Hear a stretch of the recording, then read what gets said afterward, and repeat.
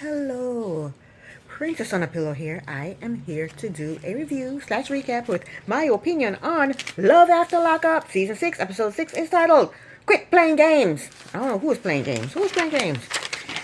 I did not split this video up, so we're going to rush right through it.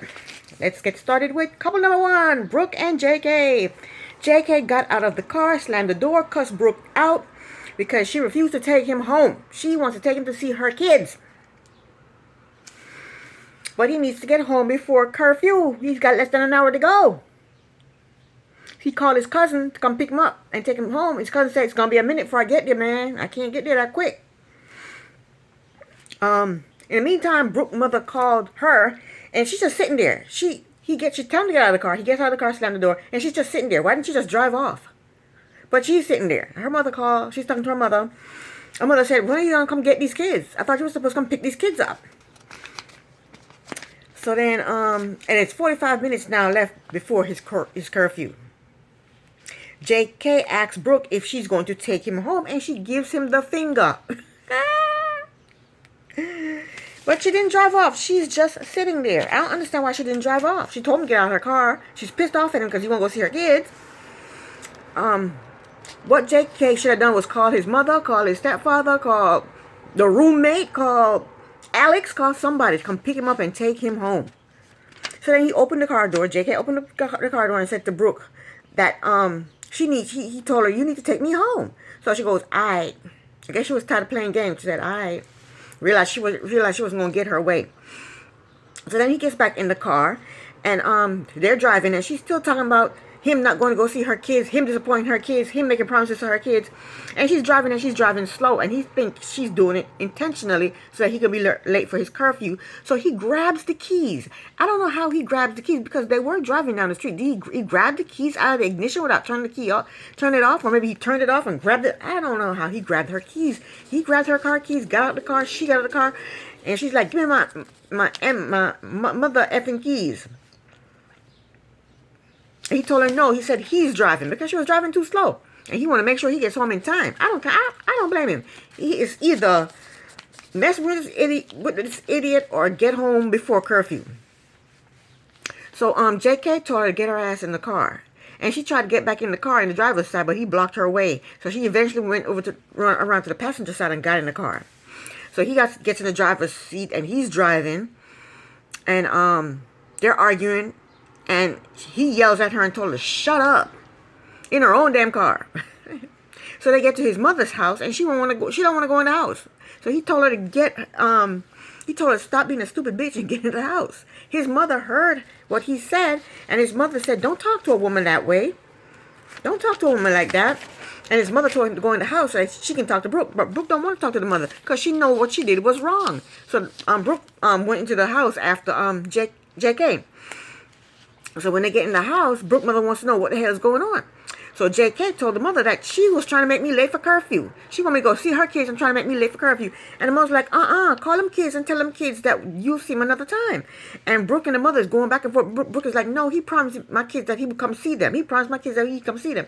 And her and the mother going back and forth. And the mother finally told her to get out. So she got her stuff and was walking out the house. And JK chased behind her and said, where you going? Where you going? They stupid. He said, where you going? We're going to let that heifer go. He's like, where you going? Where you going? She said, I'm going home. He said, what about my party? My party's tomorrow. What about my party? What about your damn party? What about your party? So, she's still talking about her kids. You disappointed my kids. You promised my kids. You need to keep your promises. And she's still going on about her damn kids. So, they eventually made up, and she went back in the house. And I was shocked that she went back in the house. Go home to your kids. Your mother is expecting you to come pick your kids up. But she goes back into the house with JK. I don't get it. I don't understand. So the next day, and it's JK's welcome home party, and Brooke is stressing the mother out. She's still talking about, he needs to see my kids. He needs to see my kids. And apparently the kids are going to be there. Somebody's going to drop them off, I guess, because I think she had mentioned that they were coming. I don't know. But she's still mentioning, he needs to go see my kids. He needs to go see my kids. And she's stressing his damn mother out. His mother said, JK needs to relax. He just got home. Leave him alone so he can relax. So Brooke goes outside and she's talking to David, the stepfather. And David, the stepfather, said, hey, don't have no kids with that boy. That boy had more girls in jail than I've had throughout my entire life. Do not get pregnant for that boy. So Brooke goes over to JK, and she said, "Let me see your phone." He handed over the phone to her. She goes in the house and she goes through his phone, and she see all these women in his phone, and she see Alex in his phone as well. So she blocked everybody, all the females in his phone. She blocked them. She deleted them, blocked them, did everything, clean his phone out. Then she goes back outside and gives him his phone. And he said to her, "Is everything okay?" She said, "You want to have a baby with me, but you talking to all these hoes?" And his friend is standing right there. So his friend's like, "Okay, I'll see you later, JK. Talk to you later." And then when the friend leaves, JK's like, "So why you do that in front of my friend?" Brooke don't give a hoot. Brooke is like, you wanna put a baby in me. You want us to have a kid together, but you talking to all these hoes?" She said, "Are you friends with Alex on Facebook?" I guess she's testing him because she know he was friends with Alex on Facebook. She just blocked Alex from his Facebook. She wanted to see what he would say. He goes, "I don't know." She said, "You know what? You can have these hoes." And she walks into the house, and he walks into the house behind her, and we'll see what happens to these two next week. Next up, it's Will and Courtney. Will let us know that the ring that he bought for Courtney cost $10,000. So they get to the hotel room. Courtney took a shower, and Will got her a pizza. And we find out that she can't stay there with him overnight. She has to go to a halfway house. Anyway, after she got out of the shower, Will kicked the camera people out of the room so they could do what they needed to do. Next, Courtney said it's still the same night. In her confessional, she said it's been 2 years since she's been intimate with a guy. And she said she doesn't know Will that well. And she's worried about it. So why are you going to have sex with him? You don't know him well. You're worried about it. I don't get it. Why are you having sex with him? And why did you say yes to his proposal? So next, after all of that, Will is driving Courtney to the halfway house. Courtney told us that Will is a freak, and so is she. So they enjoyed themselves. Whatever they did in their room, they enjoyed themselves. Courtney asked Will how soon can they get married. Will said tomorrow. He wants to marry her tomorrow to bring her to Sacramento, because I don't think she can leave the state if they're not married. She can't leave Oregon if they're not married. So Courtney agreed to marry him the next day. And she may as well marry him because the mother's going back to Washington. He's going back to Cali. She's going to be in Oregon all by herself. So she might as well marry him, and have him take care of her. So I think that was the end of them. Yeah, next up is Michael and Joey. Michael went to the sober living house and updated his sign out board, and I guess that will let the people at the halfway house know that he won't be back that night. Michael said he does not want to use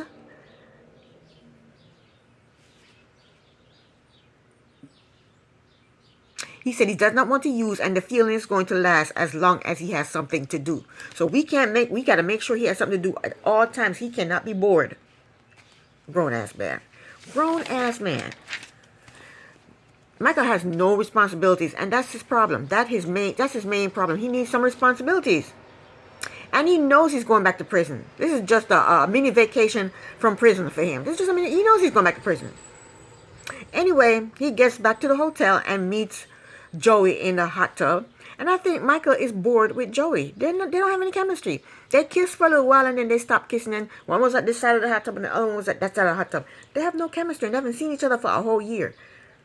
If I had a man and I hadn't seen him for a whole year, we were dating before he went to jail, we'd be all over each other. He's over here, he's over here. They don't have any chemistry. And I think Joey's bored with Michael. So it's the next day, and Michael told us that nothing happened between them that night. Nothing. Michael said he wasn't feeling it. He doesn't like Joey like that no more. Michael has to go register for Medicaid, and he doesn't want Joey to go with him. He don't like no Joey. He does not like Joey. So they decided that Michael would go by himself and come back later and pick up Joey. So Michael said he is not used to someone like Joey who watches everything he does. Michael said Joey is giving him dad vibes. Joey has a totally different take on the whole relationship. Joey said they had a nice time last night. They laid in bed, they cuddled, they talked, they held each other, they had great conversation. He said Michael told him that he loved him. He said Michael was grateful to him for waiting for him for over a year. And he said Joey said Michael said he's glad that he stayed and stuck it out with him. And Joey said that was nice to have someone to lay in bed with and have someone hold you. Michael is driving in the car, and he said he wanted to do his errands by himself because Joey is a whiner, a nag, and a complainer. See, they have two totally different views on this relationship. He said Joey is driving him up a wall. Michael said he took Joey's phone so he couldn't get in touch with him, so that Joey couldn't be calling him and harassing him all day long. That's so messed up. Now, poor Joey is stuck in a hotel room. He has no car. He has no transportation. He has no phone. He can't call nobody. Can't contact nobody. That's messed up. If I was Joey, when I see Michael, I'll punch him in his damn nose. That's messed up. You don't take people's phone and take their car, and he has nowhere to go. He can't go anywhere, and he can't contact anybody. That's messed up. In the meantime, we see Joey looking all over for his phone. He's on his hands and knees on the hotel room, on the hotel room, looking for his damn key, his damn phone. Next, we see Michael. He has to do some job search assistant program. He said he is not doing that. Once again, not being responsible for anything. Also, it's 2:30, and he was supposed to be back at the halfway house at noon. He doesn't care about any rules. He just does whatever the hell he wants to do. You just don't realize that's not how life works. That's not how life works. You don't just fly by night and do whatever the hell you want to do. You have to follow rules. Joey called Michael using the landline in the hotel room. Michael did not answer the phone. That's so messed up. But when his friend Spencer called, Michael answered the phone then. Him and Spencer made plans to go meet up the next day. So anyway, Michael goes to the halfway house and changed the time on the board to be back at 10 p.m. that night. And he wrote down that he went shopping. In the meantime, he has been gone for about 3 hours. And Joey is worried that Michael has hooked up with friends and is using. And if I was Joey, I would think the same thing. I would think 3 hours, he's gone for 3 hours. And he doesn't, well, he can't contact him. He's been gone for 3 hours and come on, I would think he's using too. Because before he left, that's what I thought he was gonna go do. And he's in he's in Joey's car. So Michael is on his way back to the hotel, and he is debating whether or not to tell Joey that he is having second thoughts about the relationship.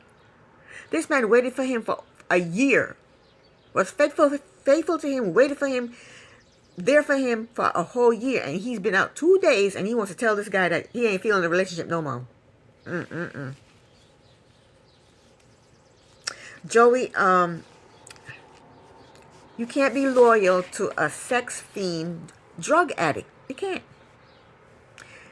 So when Michael get back to the room, he handed Joey his phone, and he tried to make Joey think that he had dropped his phone in the car. Joey told the producer that he does not think that Michael intentionally took his phone, and the producers was trying to make him see reason. You know, was trying to reason with him to make him see that Joey did take your phone. And he got mad with the producers and said, I believe him. He did not take my phone intentionally. But Joey eventually told him that, yeah, I did take your phone accidentally. When he sees the episode, he gonna know that damn Michael is an asshole. But he's backing him up. He's yelling at the producer saying he didn't do it intentionally. Yelling and screaming like a maniac.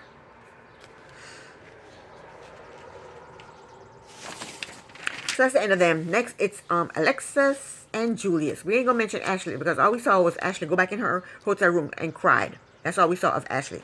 So Julius is outside. He's talking to the producer. He's outside the hotel room. The hotel, actually. And he's talking to the producer. And he said Ashley is too much. He said he never told her to tattoo his name on her. He said he is choosing Alexis because she was the one that supported him when he was in prison. So Alexis is home, and she called her co-worker to let her coworker know that her and Julius had a great night. The coworker asked her if he pulled out before he came. She said she worded it a different way. I can't remember how she worded it, but I've never heard it worded that way before, but she did. So Alexis said he tried, but I don't know. How can you not know if he pulled out or not? And then she said he tried. What do you mean he tried? You do it. You just do it. Just pull on out. I don't understand how come she didn't know. She told a coworker that Julius is acting weird because he's hanging out with his friend. Alexis says she's going to keep her eye open. So she got off the phone with the coworker and Julius comes home. Alexis asks him what took him so long. Julius said he was smoking and chilling. And Alexis, she thinks he's lying. She said, in her confessional, she said cheating is a deal breaker. She said she ain't dealing with no other woman. So next we see Alexis taking Julius to go see his PO. And she's suspicious, can't say that word, suspicious of Julius. She said she is suspicious of Julius talking to another female. Julius said in his confessional that Ashley is texting him and calling him a liar, and she's about to put him on blast. Of course she is. Why wouldn't she? You hurt her. She was crying, bawling her eyes out. She's humiliated. Of course she's going to put you on blast. She's not going to just quietly go away. Julius said he knows that Alexis is suspicious because she's acting funny.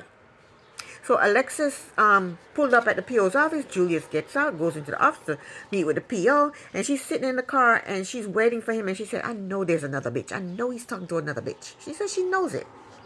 30 minutes later, Julius comes out of the PO's office. And he said the PO just told him to stay out of trouble. So Alexis asked him if he told his PO about her. He said no. He said, I ain't got to tell her about you. He said, I can stay where I want to stay. I can spend the night where I want to spend the night.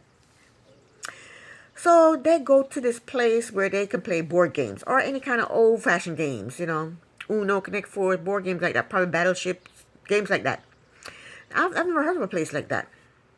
So they decide to play Connect Four. While they're playing the game, Alexis asks him if she is the only person he is talking to right now. Julius told her there is somebody else. And Alexis went to her car and cried. Julius is making all the girls cry, isn't he? He's making all the girls cry. Next up, we have Brooklyn and Brian. Brooklyn is home. Brian called her, told her that, hey, they're putting on my ankle monitor, so that means I'm out of here. They can monitor me. They don't need me here at the halfway house. So she goes to the halfway house to pick him up. They hugged and kissed. Brian is happy to be free. He said he is done with prison life. Brian said he started misbehaving when he was 13, 14 years old. He said he used to steal cars and steal drugs. Or do drugs, I don't know, or maybe both, I don't know. He said he went to jail for aggravated robbery and possession of firearms in a motor vehicle. He said he'll never do that shit again. Brian said he met Brooklyn in high school in chemistry class. He said one day he was coming home from football practice and she drove her car all the way. She drove her car in front of him and stopped traffic and told him to get in the car. He said she knew what she wanted. So they are now driving home to her house from the halfway house or her house, and they're licking the back of each other's hand. Brooklyn said they have kissed, but they've never had sex. So they get to her house, and the first thing she does is show him where her bedroom is. Then she took him to the kitchen and gave him some tea to drink, because I guess that tea is supposed to help them conceive. Why are these women trying to have babies with these men as soon as they come out of prison? What is wrong with them? Are they crazy? Ay, ay, ay. So Brian drank the tea and she told him that he has to drink that damn tea every day.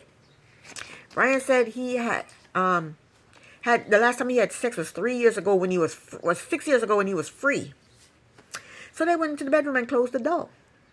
And we know what they did. They did what they had to do. So next we found out that they had sex 5 times. 5 times. So after the sex, she want to know more about the picture on the back of his tablet. So she went and got the picture and she said, you know, what's going on with the picture? He took the picture and tore it up. And that was the end of that. He didn't have to explain no more. So Brooklyn is planning on throwing a welcome home party for Brian.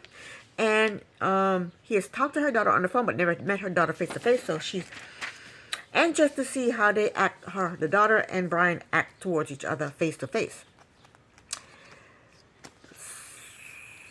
So the daughter comes home and she runs into Brian's arms, and he picks her up and hugs her. And they call each other bestie. The daughter showed him her bedroom, and she asked him how was prison. He said, it's a bad place. He told her he went there because he made a bad mistake. She asked him, what was the bad mistake? He said he made a big mistake. She said, what was the big mistake? He told her he robbed people. She wanted more details, but he told her he's not comfortable talking about it, and he will talk to her. He promised to talk to her about it later. At least he seems ashamed of what he did, you know? Now Brooklyn wants Brian to meet her father. Since he gets along so well with the daughter, he wants her to meet the father. Next up, we have Savannah and Bradley.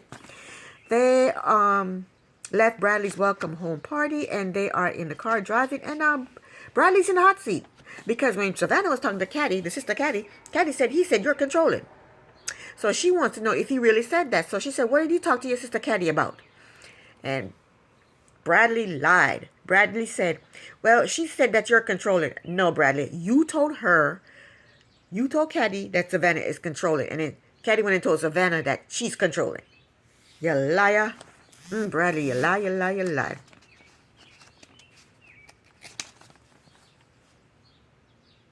He said, yeah. He said, Caddy said, you're controlling and you're going to take me down the wrong path. And Bradley is playing those two against each other. He's playing them against each other. He knows they don't like each other. He shouldn't have said that. For one thing, he shouldn't have told Caddy that Savannah is controlling. He shouldn't have said that. You don't take your problems outside to other people, because they're going to use it against the other person. And that's exactly what she did. 2 minutes after you told her that, she went and said, Bradley said you're controlling. So now Savannah said, what did you talk to Caddy about? And he lies and said, she said that you're controlling. Bradley. And he said, she said you're controlling and you're going to lead me down the wrong path.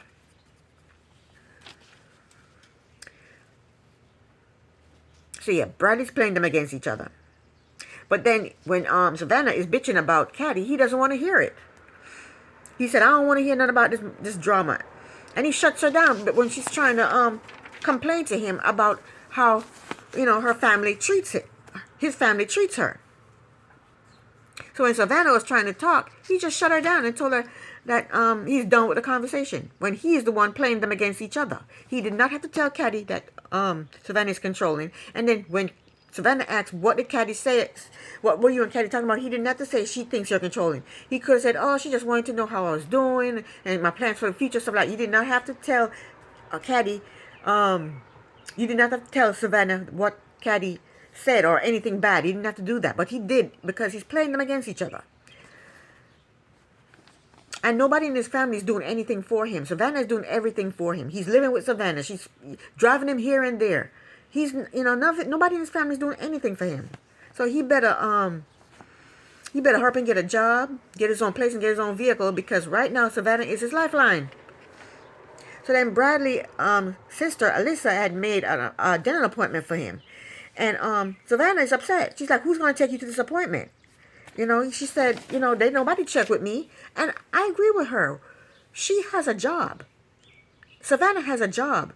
How is his sister going to make an appointment for him, the time and the date and the place, and not check with Savannah to see if Savannah is available to drive him to this appointment? So I agree with Savannah. Who do you think is going to take you to this appointment? I have a life. I have things to do. I have a job. You think I'm just going to take you here and take you there? No, she should have checked with Savannah and said, Savannah, can I set an appointment for Tuesday at 9 o'clock? A dance appointment for Tuesday at 9 o'clock for Bradley. Will you be available to take him to this appointment? She should have checked with her. So Savannah's like, I don't know who you think is going to take you. Alyssa going to take you? Because I'm not going to take you. So they start going back and forth, arguing back and forth. And then she's talking more about his family. And he don't like the fact that she's talking about his family. And I don't blame her for talking about his family. Where's your family? You're rather die for your family, but they're not doing shit for you. I'm not on Bradley's side this episode. No, Bradley, no. So he got mad because he claims she's talking shit about his family. So he gets mad and leaves. And he jumps in her car and took off without her permission. I don't know how he got the keys. He just jumped in her car and took off. And she's sitting there, I can't know this motherfucker just driving my car and took off. Just took my car and left. Didn't ask me, didn't say nothing to me. And he's driving down the street and he's talking to his friend on the phone, friend Mike on the phone, talking about, this bitch is too controlling. She's all over me. I'm trying to be on Facebook. I'm trying to be on my social media. And she's looking over my shoulder telling me to delete this person and block that person. And he's calling her all kinds of names but Savannah. This dumb bitch doing this and this dumb bitch is that. And complaining about her. And she's the only one there for you. Nobody else in your family is there for you. And whose car you're driving down the street in. And whose phone you're talking on. So then Savannah goes into her house and she called his sister Ashley. She told her sister Ashley, hey, look, he took the car and he's gone. And he needs to not do something like that, take people's car without permission. And he's fresh out of jail. So she's trying to tell her, look, that's Steph. He just got out of jail. He's going to go back into jail. If I call the cops right now, he's going right back to jail. That's what she's trying to say. She didn't say in those words, but that's what she's trying to say. So then Ashley called Bradley and said, what's going on? He said, he's calling Savannah a bitch. This bitch is that and this bitch is controlling and this bitch won't leave me alone and I need some peace and I need some break. I need a break. I'm tired of her. So Alyssa said, so are you gonna leave her? He goes, no, I just want some space. She said, well, you took her car and she's on some shit talking about, you may go back to jail, so please bring her car back. And then we found out that that's not even Savannah's car, that's her mother's car. But I don't understand these damn criminals. Michael took Joey's phone and car and gone for 3 hours. Now, Bradley takes Savannah's mother's car and just drive off. What is up with these damn criminals? Why do they feel so entitled? Prison is not reforming them. Not at all. Anyway, that was the end of the episode. This is the end of my review. Thank you so very much for watching. Princess on a Pillow here. Bye.